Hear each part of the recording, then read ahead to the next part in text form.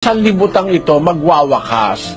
Kasi may nagtuturo hindi raw magwawakas ang mundo, gaya ng saksi ni Jehovah. Malaking kasinungalingan yon.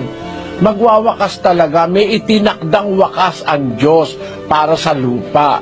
Zephanias 1:18. Kahit ang kanilang pilak o ang kanilang gintuman ay hindi makapagliligtas sa kanila sa kaarawan ng kapuotan ng Panginoon, kundi ang buong lupain ay masusupok sa pamamagitan ng apoy ng kanyang paninibugho, sapagkat wawakasan niya, oo, isang kakilakilabot na wakas nilang lahat na nagsisitahan sa lupain. Ayon, mayroong wakas talagang darating sa mundo.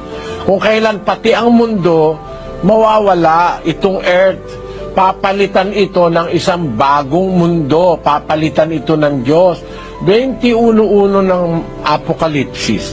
At nakita ko ang isang bagong langit at ang isang bagong lupa, sapagkat ang unang langit at ang unang lupa ay naparam, at ang dagat ay wala na. Nakita ni Juan yung mangyayari. Nakita ko isang bagong langit, isang bagong lupa. Sapagkat ang unang langit at ang unang lupa ay naparam, ang dagat ay wala na. Ayon. Darating talaga sa wakas ang mundo.